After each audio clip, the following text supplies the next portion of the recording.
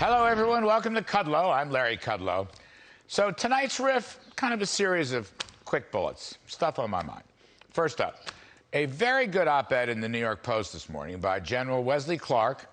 He's a longtime acquaintance of mine. I might add he was a former Democratic presidential candidate. Anyway, Wes Clark makes some very compelling points that this is an absolutely crucial moment in the Ukraine war, and the Biden administration must up its intensity and focus.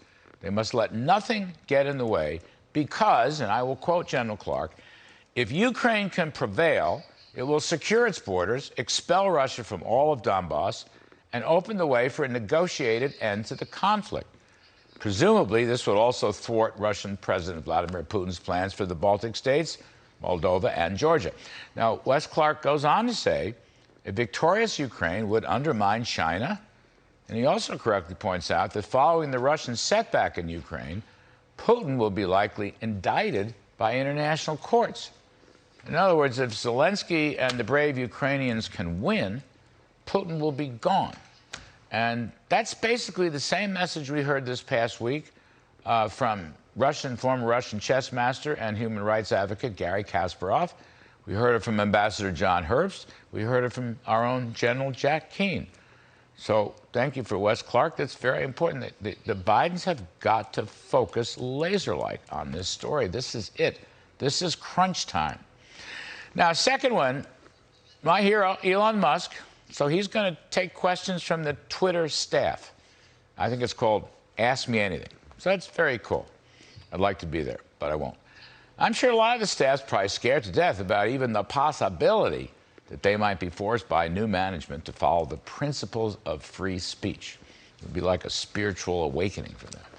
But my advice to Elon, who has been so heroic on this and so many other issues, please get away from the idea that we're going to have fact checkers or defenders or advocates all debating whether a tweet can be posted or not.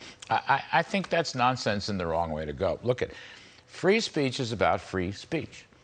If somebody wants to post something, they should post it. And then you've got 400 million people or whatever who might read it, and they're going to decide for themselves whether it's true or not, good or not, kosher or not, factual or not, whatever. In other words, think of the old Fox News slogan, "We report, you decide."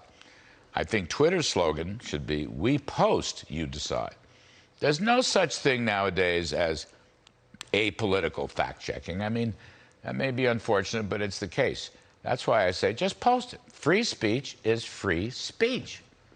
So if somebody wants to post something, it's Twitter's job and Facebook's job and all these other sites, just post it. You don't have any expertise. You don't have any last word on anything. Just post it. That's called free speech. All right? Twitter should just follow up and do that. All right? That's still. Now let's go on to the next point about the Biden situation. Another brief point tonight. Who does Mr. Joe Biden really talk to? He's the president, but I can't figure out who he talks to. He doesn't talk to his son, Hunter. And now, apparently, according to the White House, he doesn't talk to his brother, Jim, either.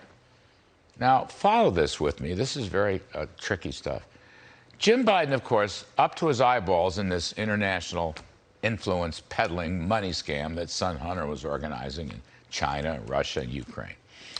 But while Senators Chuck Grassley and Ron Johnson have tried to track down Joe's brother's, Jim's, full financial role, so far specifics are very hard to come by. It's just kind of like the rest of the story. But we do know that Jim Biden worked closely with Hunter. Right now, let's just stop here. Jim Biden, Joe's brother, Hunter's uncle. We also know that Joe and Jim's sister, Valerie, was deeply involved, and her husband, John, was deeply involved. He was asking Hunter, by the way, for Chinese investment favors. Now, we were recently reminded that Sarah Biden, who was Jim's wife and therefore Joe's sister-in-law, got all that? You got to really follow this. She was also deeply involved. But remember, folks, none of these people really talk to each other, right? Or at a minimum, none of these relatives, sons, daughters, aunts, brothers-in-law, sisters-in-law, None of them ever talked to President Joe. None. Zero. Right? Because he is unaware of what the rest of the family business was doing.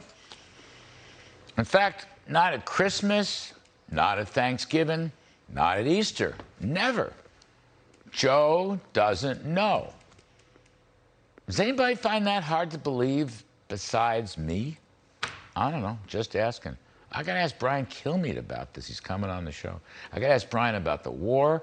I'm going to ask Brian about Twitter. And I'm going to ask him about the Biden family business.